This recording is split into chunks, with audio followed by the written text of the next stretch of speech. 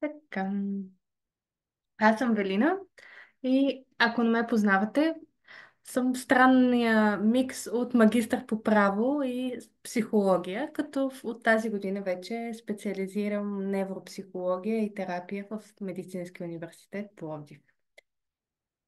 Темата, която днес ще говорим, е изключително важна за мен, тъй като всеки един човек в моите опити да дефинирам това, което обичам да правя, тази тема изкачаше постоянно като крайъгълен камък. С личностно развитие и с темата въобще за това как да бъдем своята версия, с която сме в хармония, която ни носи резултат, която ни носи спокойствие и която ни носи хармонични отношения. Всъщност за мен е една тема, по която работя от 2014 година. Макар и в друга сфера, в Белгия работих като директор в неправителствена организация, посветена на това да помага на младите хора да развият своите лидерски умения, като базирахме на нашето обучение върху така наречените меки умения, изграждане на резилиенс, т.е. устойчивост, изграждане на себеусещане, себепознание. И когато 2016-17 се върнах в България, всъщност пренесох това и започнах да работя по различни социални инициативи тук, в страната.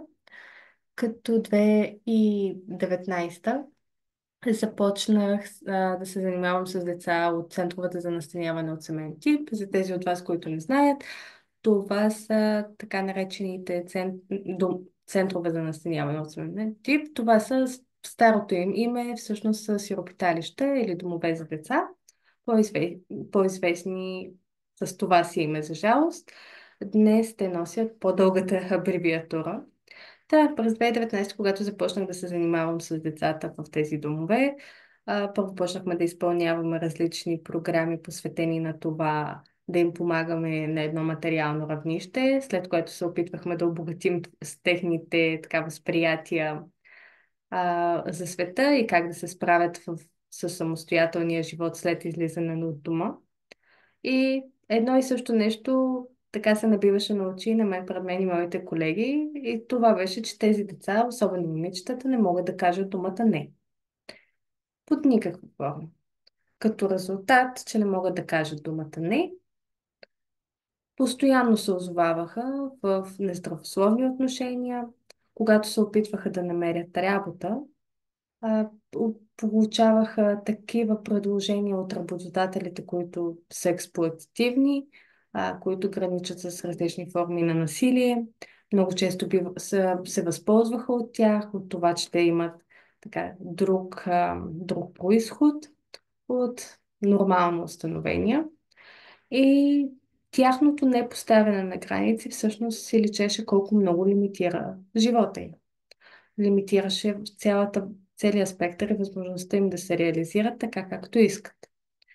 И може да звучи като нещо малко, но всъщност поставянето на граници е ключово от гледна точка на това, че е и умение, и е един много специфичен индикатор за връзката ни самите с себе си. Когато не поставят граници, когато не поставяме граници, съществува една почти разрушителна бариера пред това да имаме здравословни отношения и да имаме едно пълноценно бъдеще, такова, каквото всички ние заслужаваме. И давам примера откъде започна моето изследване през 2019 на темата за граници. Този пример е много краен. В този пример има много дефицити, тъй като разбира се, едно дете отраснало в среда, различна от семейната, има специфични дефицити, има специфични липси на ролеви модели, които да го изградят. А всъщност границите се изграждат някъде около 2 години. За първи път ги срещаме тогава, когато за първ път можем да отделим себе си от останалите по когнитивен начин, по мисловен начин. И когато при тях е толкова ясно видимо, то за всички ни въжи, макар и с по-малка сила. И знаем, че когато ние не поставяме граници, се намираме в ситуации, които са далеч от оптималните за нас. Темата придоби напоследък много голяма популярност. Почти за всеки проблем чуваме като решение, не си поставил правилно граници, което както е така, така и не е, защото наложи едно не съвсем правилно разбиране от това къде трябва да започнем своята работа с границите.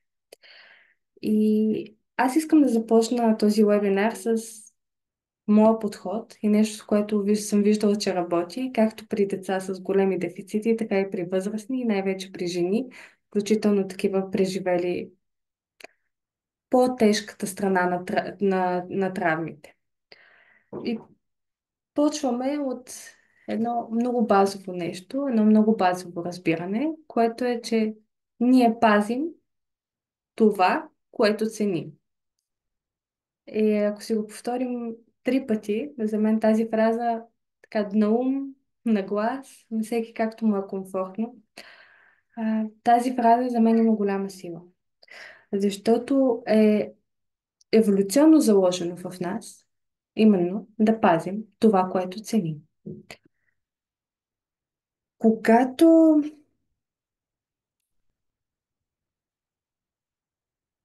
когато поставим себе си в центъра, и видим, че ние сме тези, които и пазим, и ние сме тези, това, което ценим. Има равенство между двете. Започваме разговора за личните граници по един много различен начин. Защото личните граници не започват от отношенията ни с другите, не започват там, където виждаме проблема, където той ще ни избуде очите. Те започват от връзката с нас.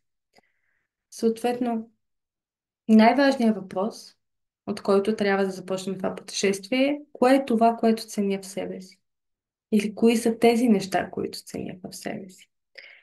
И тук ще ви дам един пример как работим с деца с големи дефицити по темата. И то е едно упражнение съкровище. Когато, ам, и- когато започваме сесиите с тях, ги караме да си представят, че имат един съндък и всичко най-ценно в този съндък за тях е заключено и те трябва да го пазят. И ги караме да изработят стратегии как биха опазили нещата, които са в този съндък съкровище. Защо започвам от тук? Защото имаме 3 предизвикателства всеки път, когато говорим за поставяне на личните граници. Първото е, че мнозина са чували какво на теория е поставяне на на граници, а на практика много малко се чувстват адекватно способни в множество ситуации да ги поставят здравословно и да бъдат осъзнати в тяхното поставяне. Много малко от нас на ежедневна база могат да поставят гъвкави и здравословни граници в отношенията си и то най-вече в близките ни отношения. Едно от местата, на които сме най-слаби, както сочат проучванията, е всъщност в семейните ни отношения и така с по-възрастните ни роднини. Това е едно от местата, където всички имаме огромна групова слабост на колективно равнище да поставяме здравословни граници. И е много лесно да дадем съвет, хайде да поставим граници, и много по-трудно се оказва да го изпълним.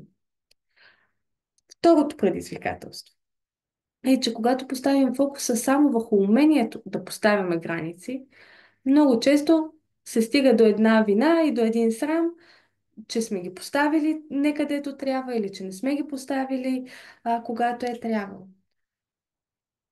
Поставянето на граници е умение, да, но също както е умение, то изисква много други неща да се случват в нас, преди да можем да ги представим адекватно. Да се обвиняваме, нали, в непоставянето им, само разглеждайки го като умение, като нещо, което правим, под никаква форма не ни помага. А вината, макар така да е адаптивно еволюционно творение на нашето съзнание, ни помага в друг тип контекст, не и в този. И предизвикателство номер 3 е, че поставянето на граници по здравословен и гъвкав начин изисква фокус навътре отколкото навън. Те не започват от другите хора, границите започват от нас. И нашия път ще премине към това да кажем какво не са границите, а, защото аз обичам да кажа първо какво нещо не е, преди да кажа какво е. Със сигурност границите не са начин да контролираме другите. Нито можем да накараме някой да се промени, нито можем да накараме някой да направи нещо конкретно. Границите са нещо, което е насочено към нас навътре и което е комуникирано навън, а може да е комуникирано и навътре към нас също така. Под никаква форма не ни позволява да контролираме другите, но ни позволява да очертаем своето собствено пространство на комфорт. Границите не са отбягване, не са изолация, не са поставяне на стени, под никаква форма. Подобни защитни механизми на пълна изолация и на така една мечта за автархия или самодостатъчност всъщност не ни служат. Те водят до доста по-негативни последици върху менталното ни здраве. Като да ги разглеждаме като стени, доста може да... Самата дума граница често така води до асоциация стена, затова аз ги наричам невидими линии. Неща, които не виждаме, но са там. Границите също не са заплахи и ултиматуми. Границите, когато ги комуникираме, не заплашваме, не казваме под никаква форма, ако нещо не стане, то тогава съответно да кажем заплаха към някой. Не. Границите не са агресия. Понякога може да ни се струва, че съдържат в себе си определена агресивна проява, но това е асертивност. Има доста голяма разлика между асертивност и агресия. Много често хората си мислят, че поставят граници, а всъщност проявяват една пасивна, добре комуникирана агресия. Не, чистите здравословни граници няма никаква агресия и няма никакъв гняв в тях. Също така границите не са едностранно вземане на решение, което касае повече от нас самите. Ние не можем да вземем решение за някой друг, без то да бъде обсъден. Единствените решения, които може да бъдем вземем едностранно, са тези спрямо себе си или ако сме, може би, в ситуация на самотен родител, който отглежда дете спрямо детето. Това, което са, те са средства. Начин да пазим това, което ценим. Те са защитен механизъм. Ние като хора имаме редица защитни механизми. И искам да погледнете тази въртяща се графика. Границите са нещо много гъвкаво. Те обхващат тялото ни, емоциите, мислите, целите, притежанията, времето ни и най-вече цялото ни пространство.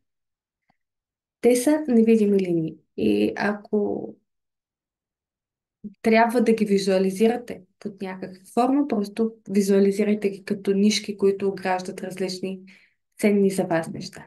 Границите са правила и лимити, които поставяме и на себе си, и на другите. Те дефинират разумните, безопасни и допустими начини, по които другите могат да се отнасят с нас. И тук е много важно да кажа, това са и начините, които ние да се отнасяме с себе си. Защото процесът е двустранен. И в тази въртяща се графика аз съм сложила моят център и моето аз. В нашата същност, нашето ядро, то винаги трябва да е защитено от такава гъвкава линия. От такава линия, която да предпазва най-ценното за нас. И нещо важно като уточнение. Границите се менят. Ако на един етап от живота ни ние имаме фокус върху различни аспекти, то именно приоритетни аспекти, то именно там, където са нашите приоритети, ще бъдат и нашите граници. Когато са здравословни, те са гъвкави и адаптивни при необходимост. Това значи, че те могат да се променят спрямо ситуацията, тогава когато решим дали да допуснем нечии други нужди, които са в, така, не в конфликт с нашите, да имат превес пред нашия приоритет. Границите са подпомагащи. Пример за това е, когато аз знам кой съм и кои са моите цели, аз комуникирам моите граници, че нещо за мен е приоритет. Примерно, за мен е приоритет на този етап от живота ми това да работя. И когато някой отправи предложение към мен, аз много лесно мога да кажа не благодаря. В момента приоритет е това да работя по еди кой си проект.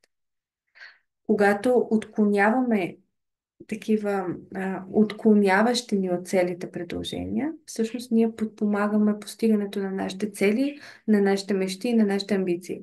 Подпомагаме собствената си реализация, защото комуникираме сами на в себе си, това, което правя е важно и аз му давам времето си, комуникирам спрямо другите, защо то е важно за мен и защо аз отказвам. Здравословните граници именно за това се комуникират лесно. Когато са автентични, когато са в нашето ядро, в нашия център и са свързани с цялото ни същество, няма пречка да ги комуникираме лесно. Те защитават нас, целите и пространството ни. Много важно нещо, че защитават емоционалното, менталното и физическото ни здраве. Почти всички програми за превенция от насилие, за превенция на ментално здраве и на физическо започват от поставяне на граници. Те са най-доброто средство за превенция. Веднъж поставени, те дефинират кое е допустимо и кое е недопустимо за нас. Което много бързо резултира в менталното ни здраве и в изграждането ни на чувство за достатъчно, за адекватност прямо другите.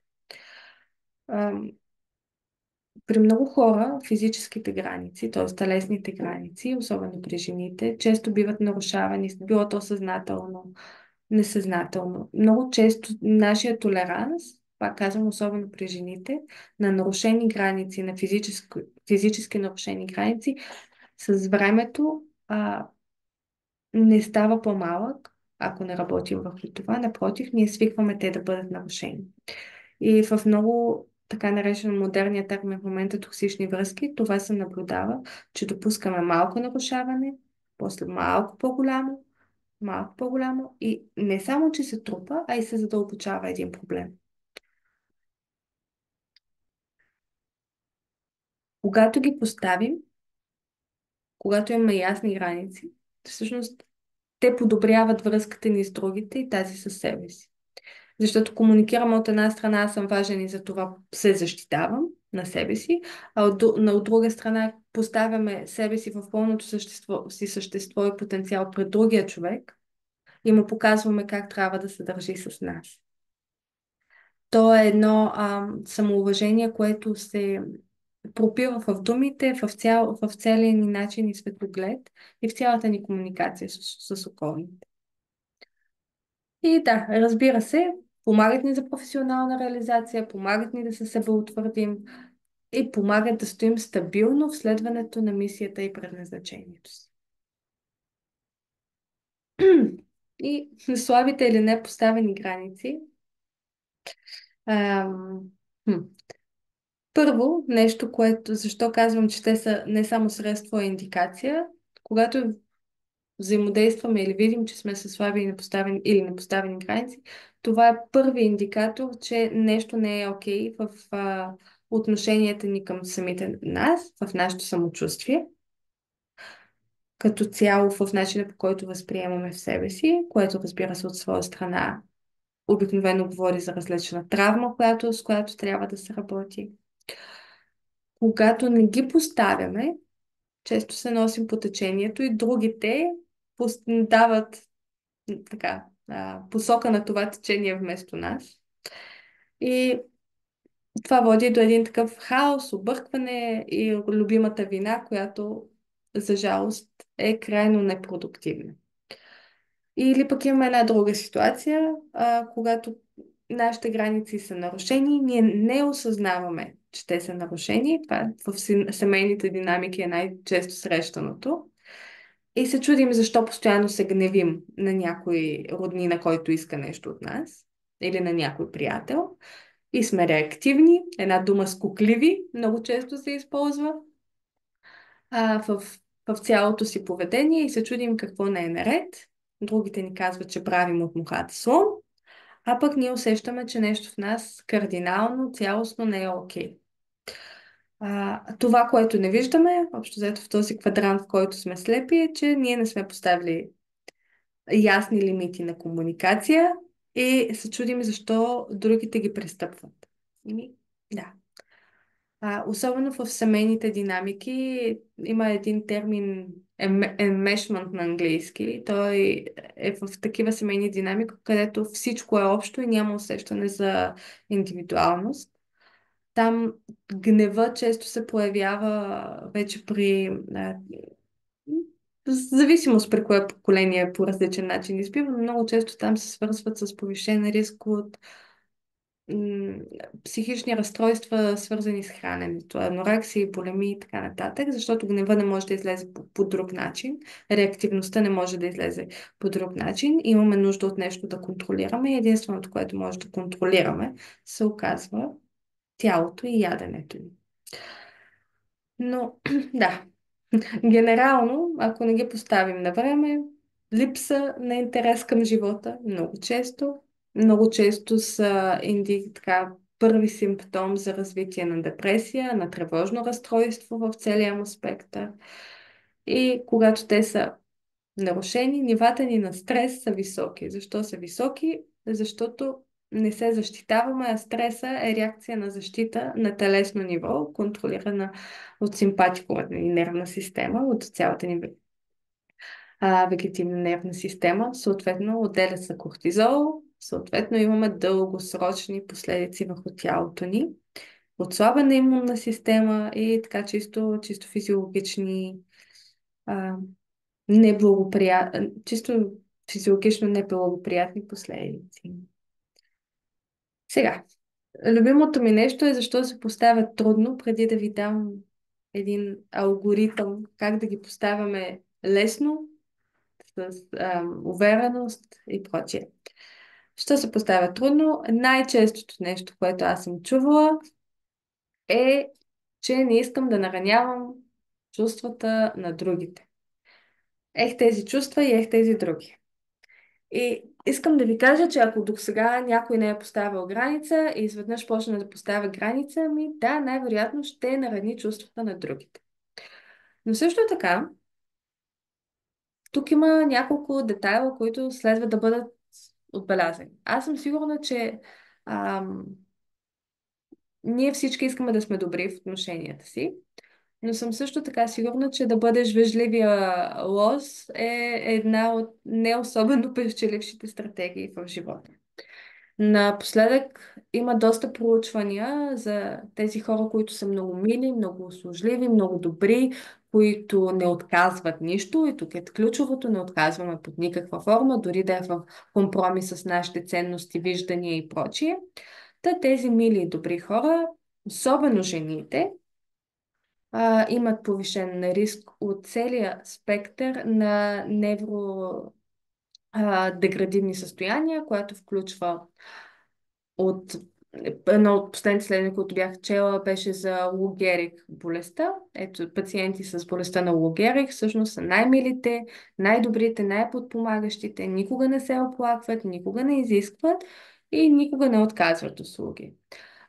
Тези невродегенеративни разстройства, те са цял спектър от познатите със сигурност Алцхаймер, всичките деменции, които може да си помислите и така нататък, са именно там.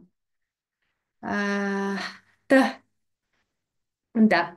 Виждам, че и някой друг се е запознал с такъв тип проучване. Между другото има такова проучване и за рака, за хората, които страдат от различни типове рак. Те също са в този спектър нарича се agreeableness, когато говорим за личностни характеристики, но това вече е преминаване на едни граници, което да, не ни е дългосрочно печеливша стратегия. С цялото това отклонение, това искам да кажа. Да нараним чувствата на другите, със сигурност ще нараните в живота чувствата на другите в един или друг момент. Поставянето на граници не означава, че трябва да сме груби, че трябва да сме така рязки, да сме неуважителни, че трябва да проявим насилие. Не, нищо такова. Но да, възможно е хората, които вчера са очаквали от нас нещо, в този процес на адаптация да имат едни наранени чувства. И наранените чувства знаем как се лекуват, или поне надявам се да знаем как се лекуват. Други така неща, които често се споделят, които препятстват здравословното поставяне на граници или лесното поставяне на граници, е страх, че ще ни отхвърлят. Тук е отново една такава човешка нужда, която трябва да признаем на себе си. Много така чувала съм, че хората смятат за слабост. Не мисля, че ам, не мисля, че това е правилно схващане, но страха от отхвърляне. Ние като хора биологично сме предразположени да имаме една огромна, крещяща, една от най-големите ни нужди и това е нуждата да принадлежим. Дали ще я дефинираме по масло, както е пирамидата му с храната, съня, защитата и така нататък и нуждата да принадлежим, или просто ще я дефинираме от перспективата на това, че за нас след физическото ни благополучие и оцеляване най-важно е това да имаме близки, интимни отношения с друг човек. И това всъщност е един от основните индикатори да се каже дали някой ще живее дълго и пълноценно, колко здравословни и колко качествени са връзките му с други хора. Да, нормално е. Нормално е да ни е страх, че ще ни отхвърлят. Но тук винаги изниква въпроса, а искаме ли да ни приемат за нещо, което не сме? И искаме ли да ни приемат, когато ние сме в един непрекъснат, нездравословен компромис със себе си? И тук една такава голяма тема можем да поставим. То, друг начин е натиск от социални роли. Когато ни сложат една дефиниция каква е нашата роля, тя изисква също определени действия от нас, определено поведение. Когато това поведение противоречи с пространството, за което искаме да защитим в себе си, нормално е, трудно е. От роли понякога са така, много трудно се бяга, много трудно се излиза, но в една по-осъзната възраст това започва не само да става м, полезно, то винаги е полезно, но да става забавно и интересно, да видиш в коя роля си сложен, коя сам си се сложил, коя ти пасва и коя искаш да адаптираш. Друга причина за поставяне така по-трудничко на граници е перфекционизма и една така фантазия за омнипотентност, че аз мога всичко и мога да свърша всичко. Реалността обаче е, че сме с едно много ограничено време и ако не приоритизираме някои неща и себе си в живота, първо никой друг няма да ги приоритизира и второ няма да ни доведе далеч, защото липсата на приоритизация води до един хаос.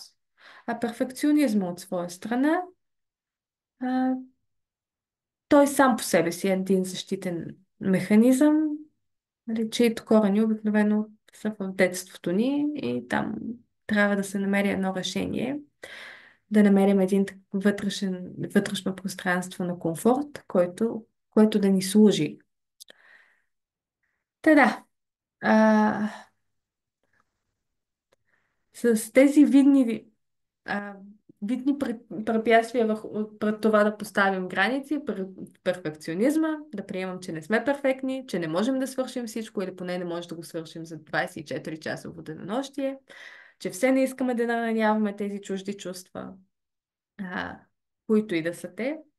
Приемаме, ще нараняваме чуждите чувства, можем да го направим максимално деликатно, обаче можем да изберем максимално добре ролите си, можем да променим и прекроим ролите си. Всичко това са едни убеждения, които ни спират да ги поставим тия граници адекватно и все ни се струва, че поставянето на граници е още едно нещо, което трябва да направим, а не нещо, което използваме, за да си улесним живота и да ни стане по-лесно, да ни стане по-леко и да ни стане по-пълноценно. Под всички тези причини стоят едни по-фундаментални причини. Когато сме приели ролите, които са ни наложени, много често ние не знаем кои сме, какво желаем, какво целим. На някой от нас се случва да ни е страх да познаваме себе си и лимитите си, защото тогава ще трябва да се разделим с някои от защитните си фантазии, като това, че сме специални, перфектни, способни на всичко.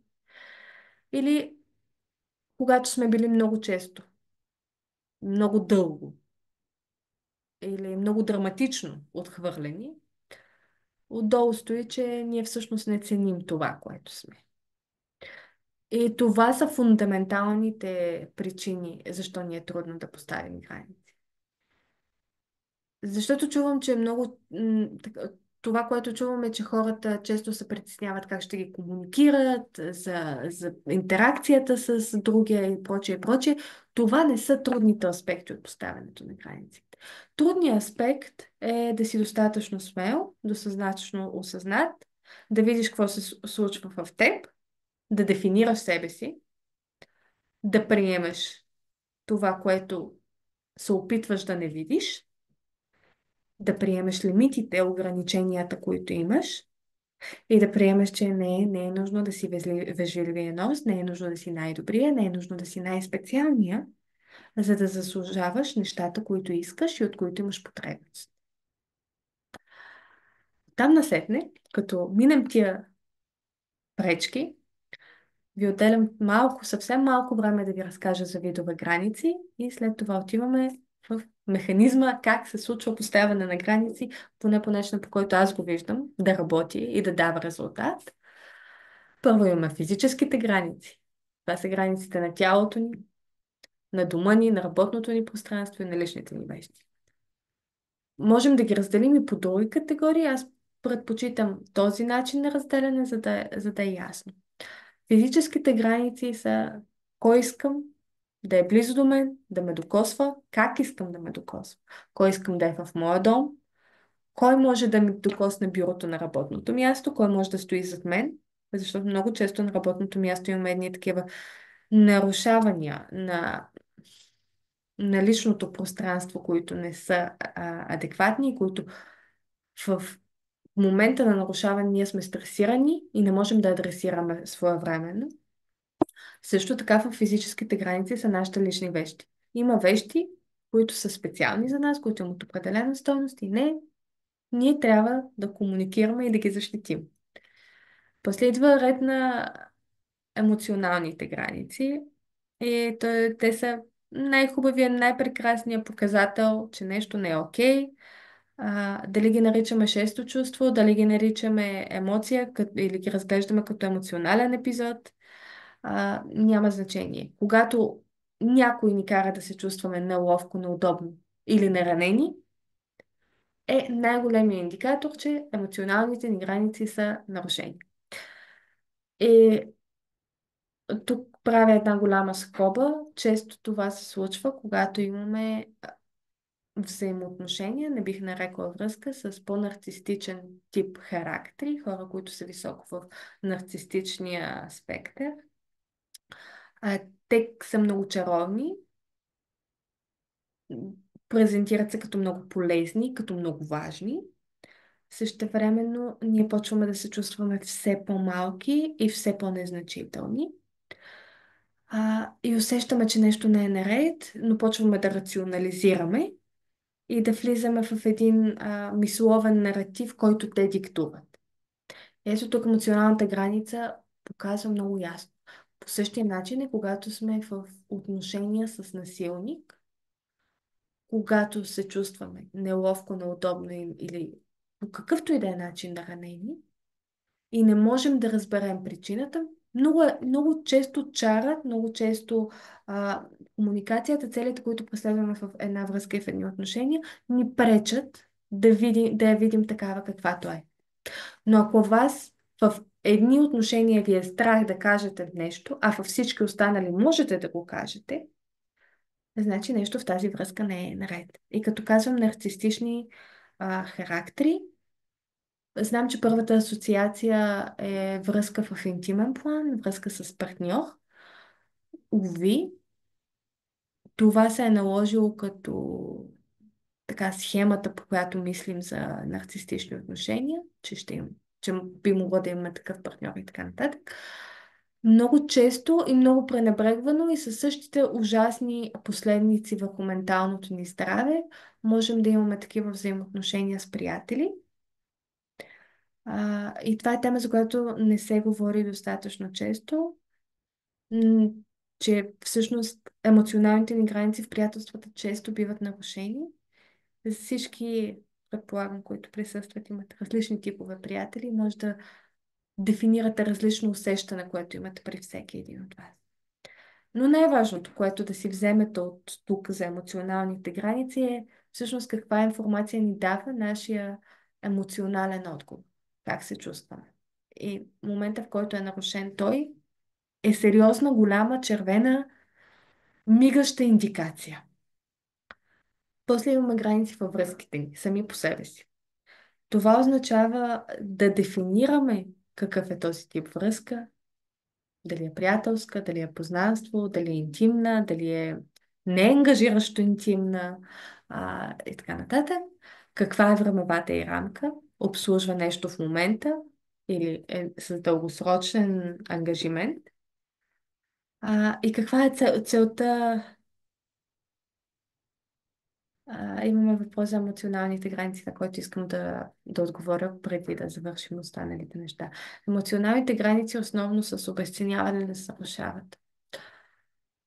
А, до голяма степен емоционалните граници могат да бъдат така нарушени чрез обесценяване, така наречения газлайтинг, подхранване на също така наречения газлайтинг, подхранване на едни мечти, на едни илюзии, създаване на емоционална привързаност, която всъщност е едностранна, вменяване ни на чувства, нали, което е различно от обесценяването, вменяване ни как трябва да се чувстваме. Това е друг вид нарушаване на личните ни емоционални граници.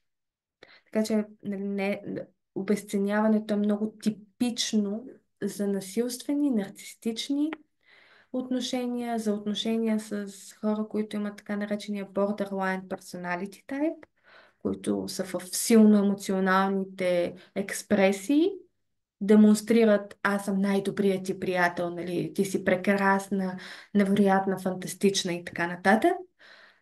Всъщност няма дълбочина на думите, няма никаква реална субстанция под тези така грандиозни определения. Това също е вид емоционално прекрачване на граници и всеки път, когато някой дефинира, насочва, вменява какво е редно да чувствате.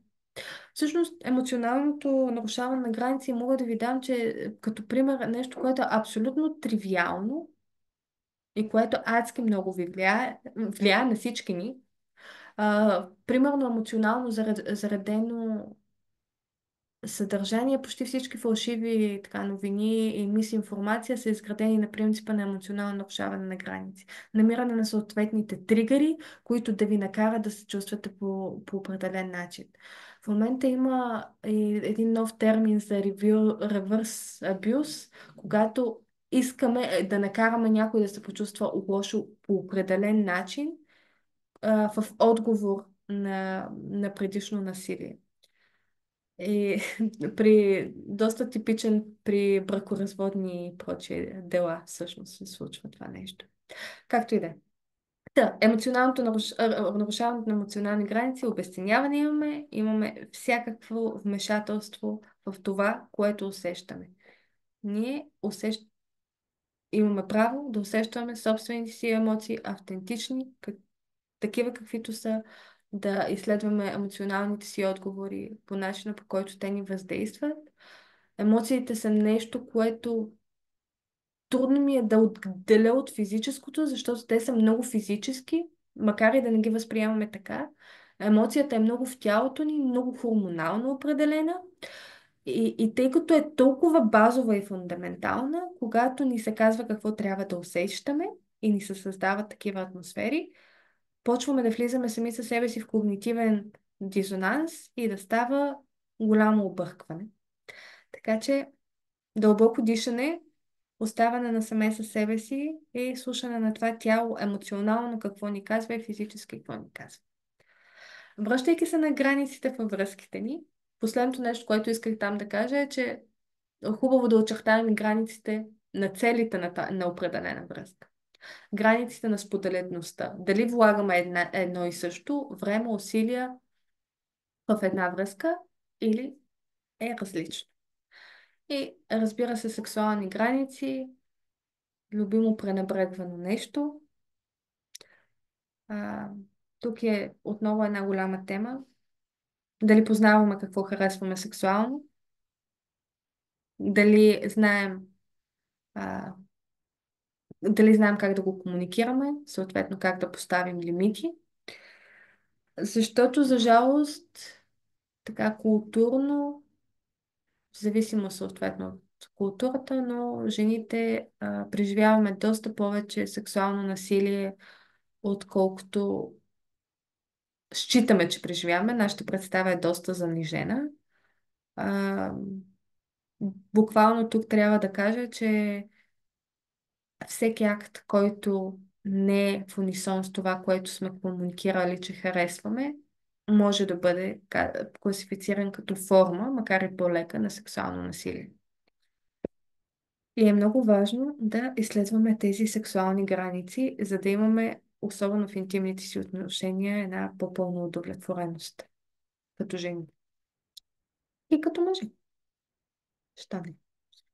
И нещо, което не трябва да забравяме, е границите на другия.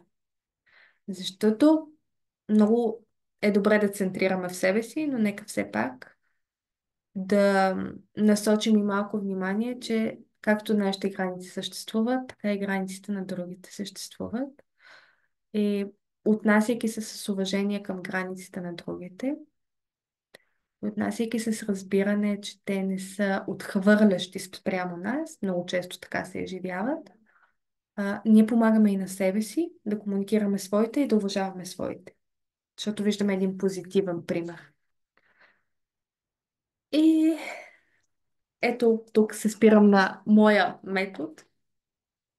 Това, до което аз съм достигнала, че работи, когато си говорим за граници. Не стоим в повърхностното постави граници, а малко задълбочаваме. А, първо нещо. Това е любимата ми диаграма. Самопознание, приемане, дефиниция, комуникация, утвърждаване. Много схематично. И почваме от самопознание, приемане. Тук търсим отговори на много конкретни въпроси. Кое е важно за мен? Кое ценя в себе си? Кое ценя в ежедневието си? Кое за мен е ценно дългосрочно? Към какво се стремя в и извън себе си? Тоест, какво се стремя да обогатя преживяването си, да обогатя себе си, какво се стремя спрямо другите, какво желая аз и кое е важно за мен. А, тук, за да достигнем отговорите на тези въпроси, няма универсален отговор. Това са сложните въпроси, нямат един единствен лесен отговор.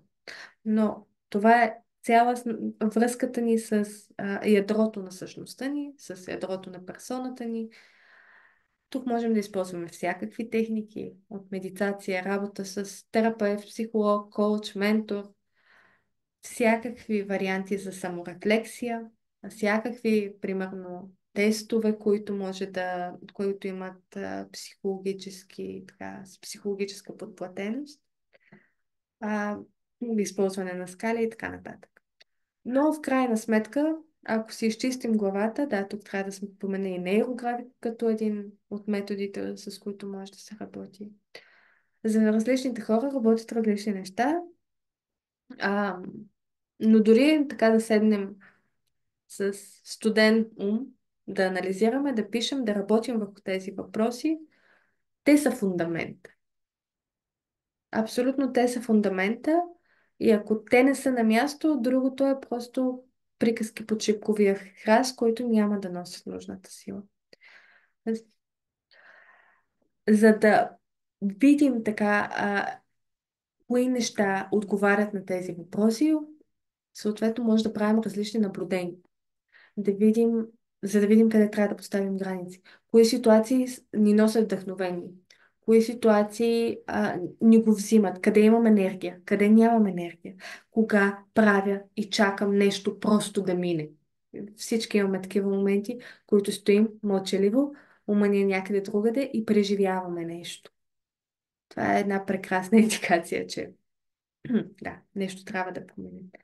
Да дефинираме средата си, да работим върху усещането си за принадлежност. Защото работата върху самопознанието и самоприемането, и най-вече самоприемането, изисква да работим върху това усещане, че принадлежим някъде, че имаме своя група. Много ни се иска да сме в пълната индивидуалност, особено така, с по-новите New Age тенденции, чисто биологично, за да функционира тялото добре, за да функционира ендокринната система добре, за да функционират добре невротрансмитерите ни, имаме нужда от интимно отношение с други хора, било то в приятелски, било то в партньорски контекст. Имаме нужда да чувстваме, че нашите интереси са споделени, че ние сме споделени. Просто за да функционираме добре. Наблюдаваме кое ни вълнува искрено и правим една дисекция на мечтите ни, защото много често приемаме мечти, които не са наши и взимаме, че ги преследваме и после хаби много енергия и ресурс. Една хубава дисекция, кои от тези мечти са си наши и автентични, и ако се окаже пък, че нямаме такива наши и автентични мечти, е хубаво човек да започне да пробва кое всъщност му носи заряд и удоволствие в ежедневието.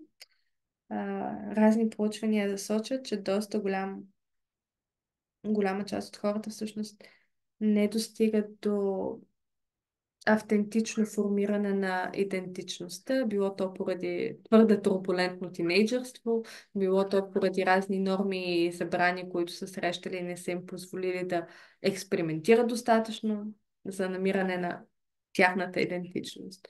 Но е голям, високи процента. И ако не сме разрешили нещо на даден етап от живота си, то е хубаво да го разрешим в следващия, иначе много, много задачи се трупат. И след като сме си отговорили и сме поработили в тези неща, идва ред на дефиниция. И както е казал Оскар Уайлд, to define is to limit, т.е. да дефинираш е да ограничиш. Аз ви казвам, че за менталното ви здраве ограниченията в този им смисъл са много полезни. Да дефинираме кое е допустимо и кое е недопустимо за нас е буквално живото спасяващо на моменти. Пример давам защо, нали, за драматичното с живото за спасяващо. Много често в случаите на домашно насилие липсва на дефиниция, че е недопустимо физическо насилие. Тоест, то се случва, но се оправдава. Думата недопустимо означава, че не може да бъде оправдано с нищо. Не го допускаме. Тоест, там имаме една категоричност и имаме една твърда граница. Тоест, допустимо ли е за мен, един по-мек пример, допустимо ли е за мен да приема работно обаждане в 7 вечерта, когато съм с семейството си, с партньора си, с приятелите си, без значение личното ми време. Допустимо ли? Или не е допустимо?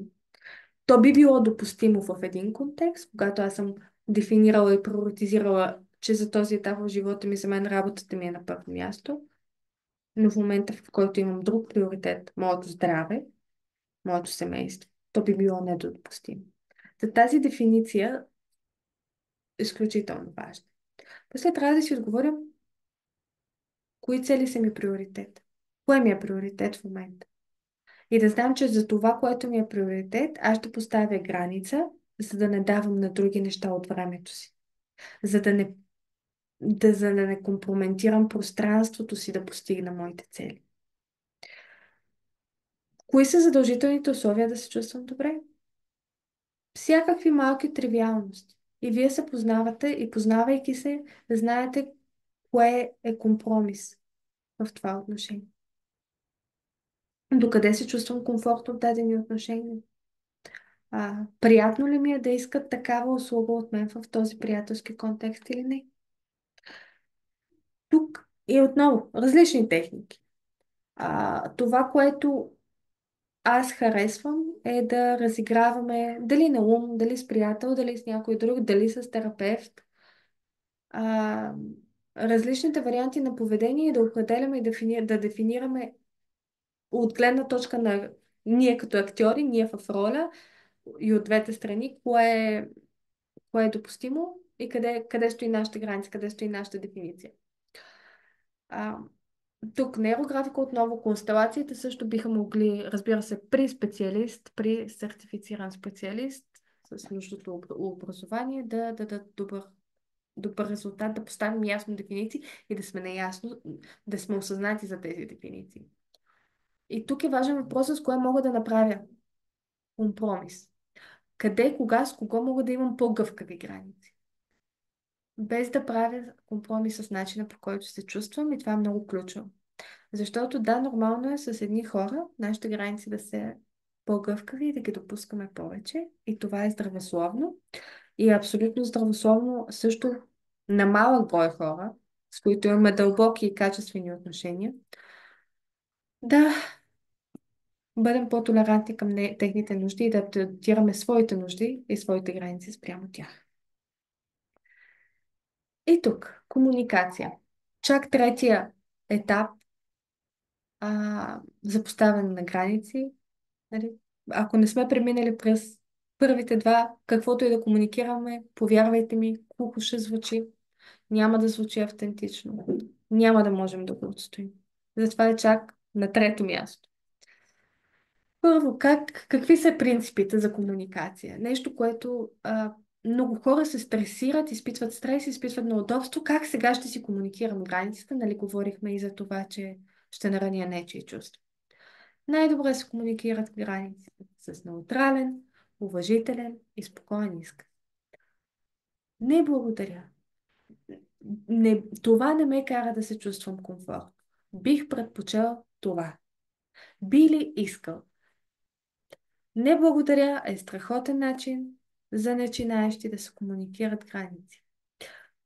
Стараем се да не натоварваме излишно емоционално на поставянето на граници.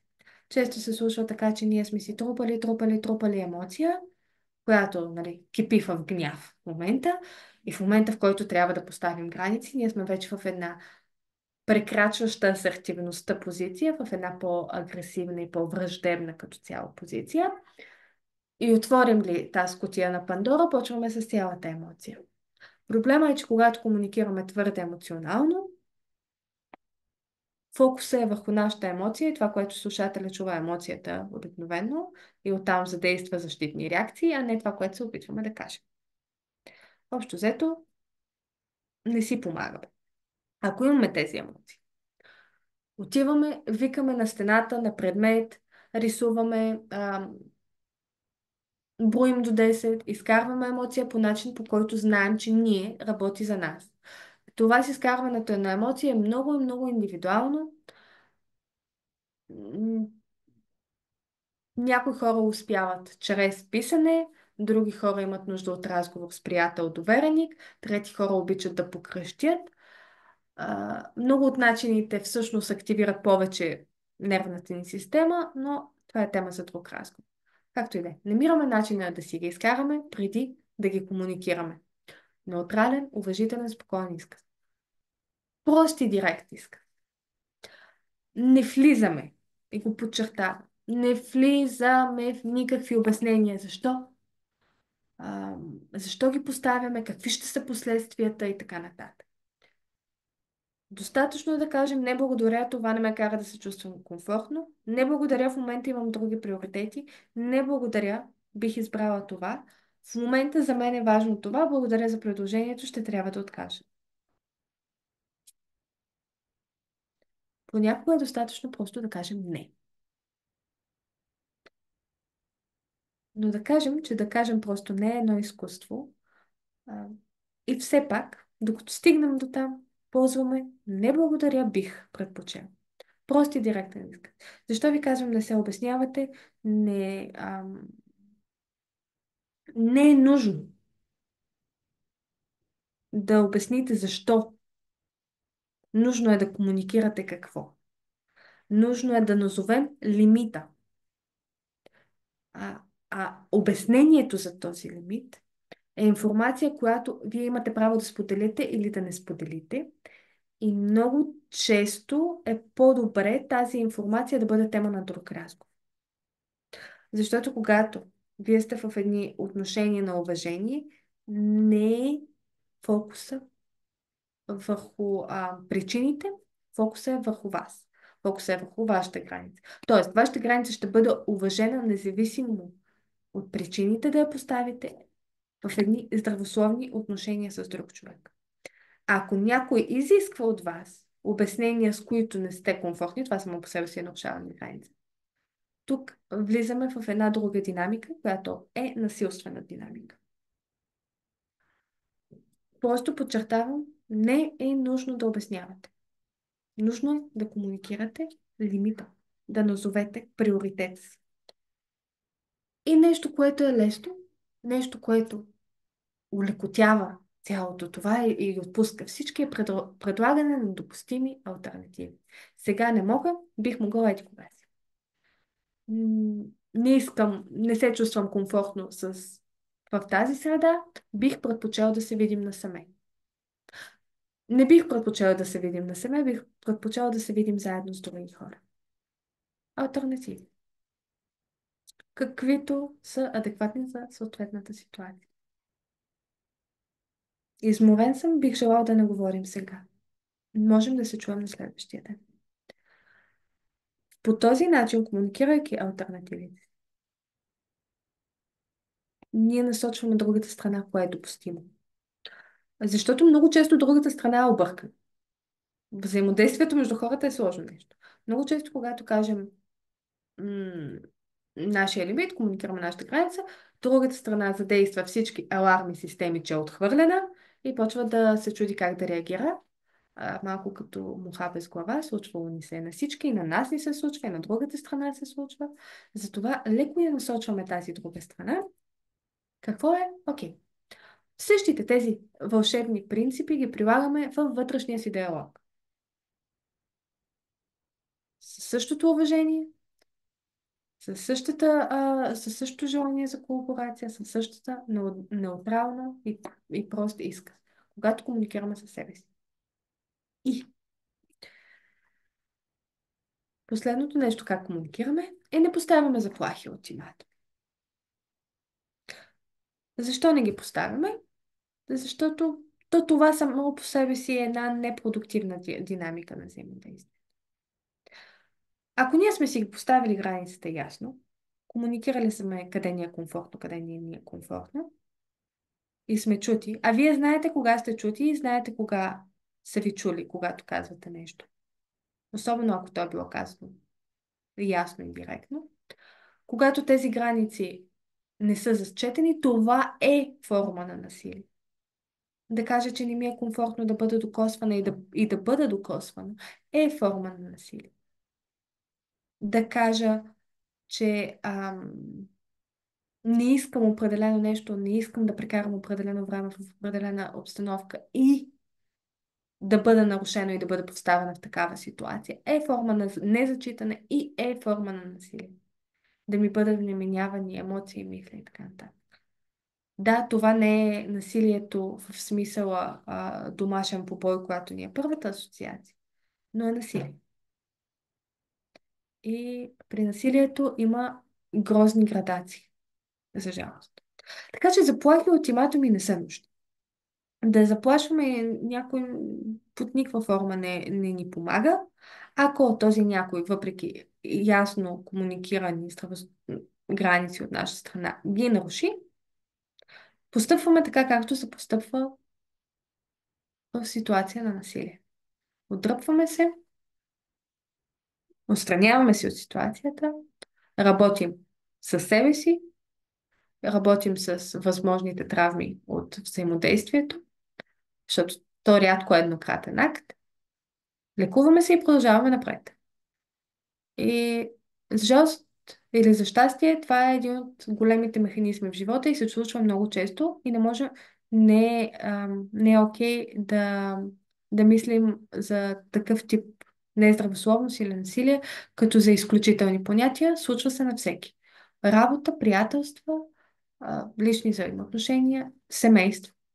В семействата, в роднинските връзки има изключително много незачитане на лично пространство. Особено в нашия географски регион. И като всичко това сме го свършили, като сме си комуникирали границите, имаме утвърждаване на тези граници.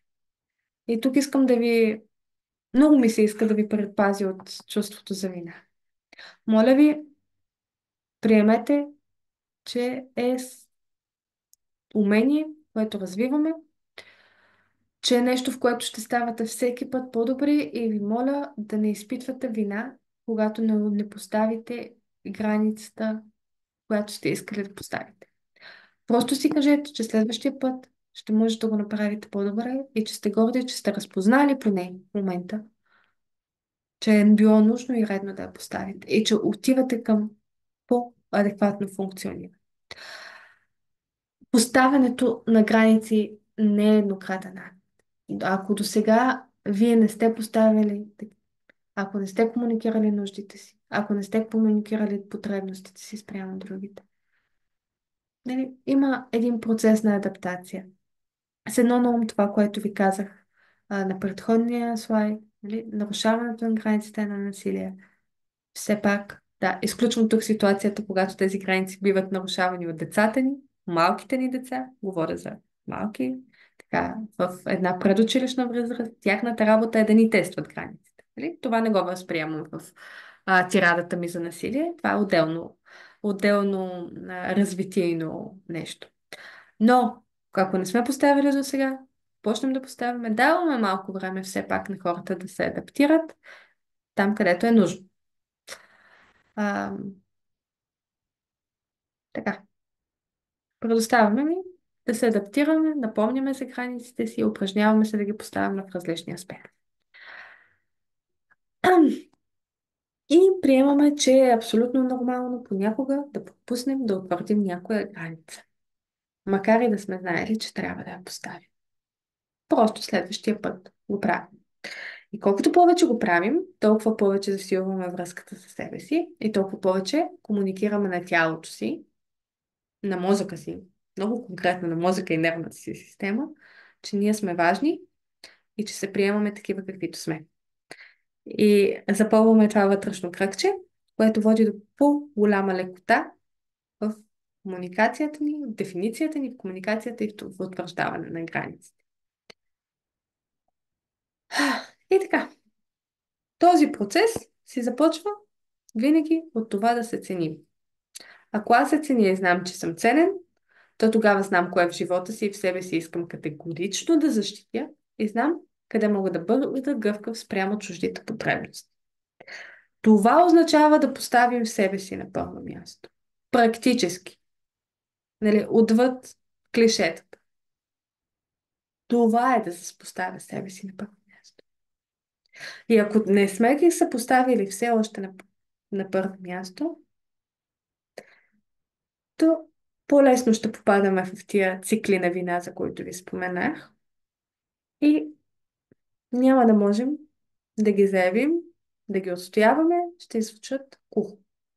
Но, поставяйки се на първо място, оттам насетне става все по-лесно. И го възприемете като един цикъл. Колкото повече пълня своето вътрешно пространство и колкото повече любов насочвам натам, приемане, толкова по-лесно ще мога да комуникирам навън. И колкото повече комуникирам навън, къде са ми лимитите, толкова повече комуникирам на себе си, че аз съм ценен, достоен и в крайна сметка обичан, прекрасен, такъв какъвто съм и заслужавам това, което искам. Затова винаги си напомняме, че ние пазим това, което ценим. Надявам се да пазите себе си. Благодаря ви, че ме изслушахте, че бяхте с мен. Сега изключвам записа